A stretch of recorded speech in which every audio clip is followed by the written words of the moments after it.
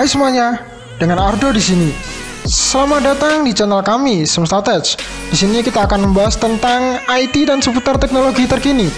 Dan kali ini kita akan membahas sebuah monitor atau kelasnya TV dari ROG. Tapi sebelum itu, kita intro dulu.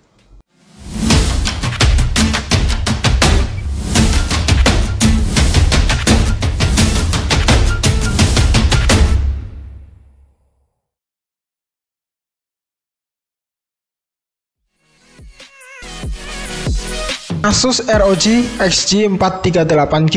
Monitor ini memiliki ukuran 43 inch dengan resolusi 2160p atau 4K, menggunakan panel FA, 4 millisecond response time, dan refresh rate 120Hz dengan FreeSync 2 yang pasti akan sangat bagus jika digunakan dengan GPU AMD atau next gen konsol.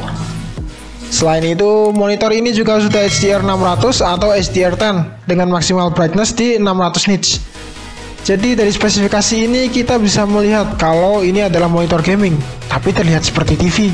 Kenapa seperti itu? Karena di sini kita akan diberi remote untuk ini monitor. Lalu kita bisa melihat di bagian belakang sekilas terlihat seperti TV. Apalagi saat kita melihat kakinya.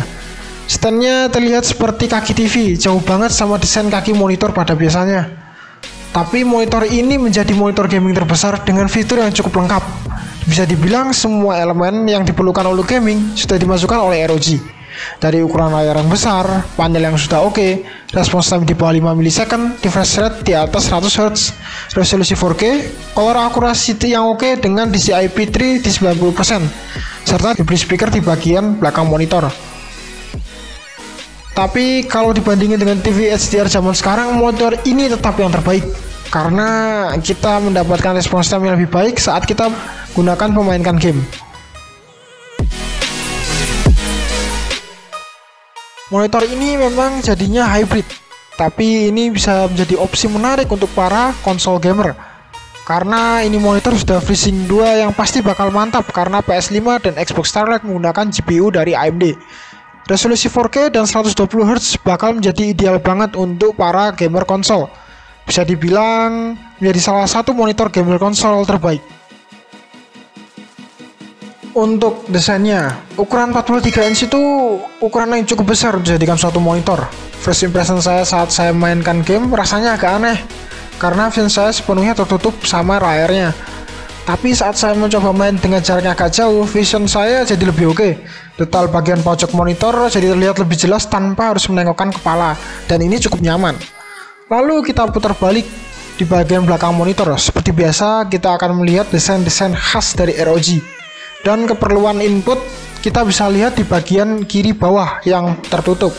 Diberi penutup ini supaya kabel manajemen lebih rapi. Jika kita lihat bagian dalam penutupnya, kita dapat 3 HDMI 2.0 dan 1 DisplayPort 1.4. Jika kalian ingin menggunakan 120Hz 4K, kalian bisa menggunakan DisplayPort-nya. Karena kalau pakai HDMI akan mentok di 60Hz 4K. Selain itu, di bagian samping kita juga mendapatkan I/O port dan juga 2 USB 2.0.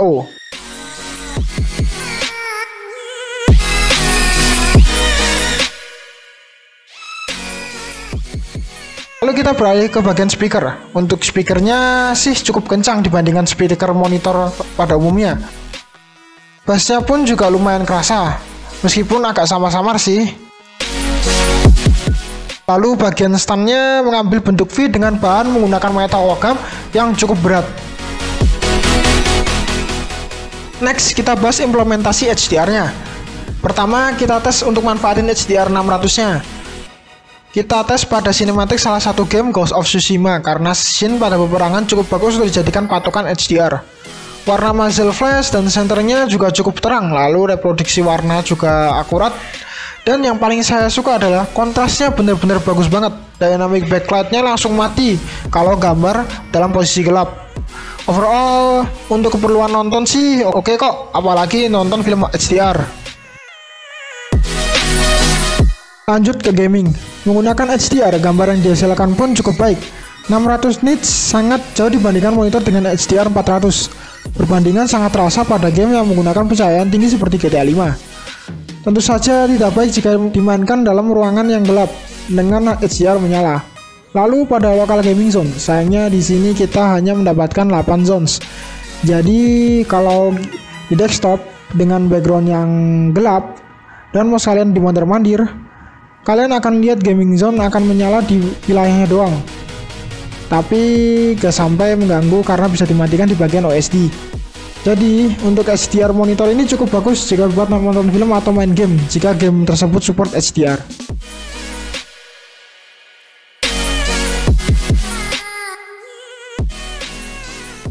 Next, untuk game event seperti GTA 5, Sekiro, Nioh, atau The Witcher 3, untuk monitor ini sama sekali tidak ada masalah. Tapi kalau kalian pro gamer jangan pilih monitor ini karena trailing dan ghostingnya sangat berasa. Jadi untuk kalian pro gamer atau kalian yang benar-benar suka game kompetitif, jangan kaget karena monitor ini bukan didesain untuk pro gaming atau lebih tepatnya bukan pasarannya. Monitor ini juga dilengkapi menu overdrive yang kalau dimatikan akan terlihat terutama di scrolling teksnya yang cukup mengganggu. Nah, di sini kita bisa mengatasinya dengan menaikkan overdrive-nya ke level yang tertinggi. Ini harusnya bisa untuk mengurangi ghosting atau trillnya, tapi untuk gamer casual ini nggak akan jadi masalah. Untuk warnanya sudah DCI P3 90%, tapi sayangnya tidak ada toggle untuk sRGB-nya. Tapi cukup untuk keperluan editing pada suatu gaming monitor. Lalu pada OSD-nya sudah juga tersedia Racing Mode, Cinema Mode, sRGB Mode, MOBA Mode, dan lain-lain. Lalu pada bagian gamingnya ada crosshair, timer, FPS counter, dan lain-lain.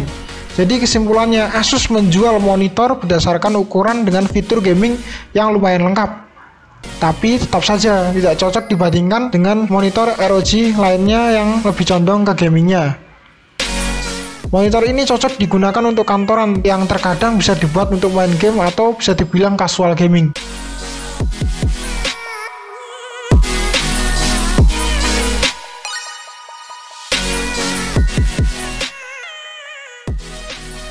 Oke semuanya, bagaimana pendapat kalian tentang monitor ini?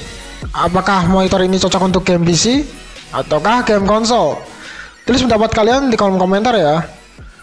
Oke, sekian untuk video kali ini. Jangan lupa like, komen, dan subscribe.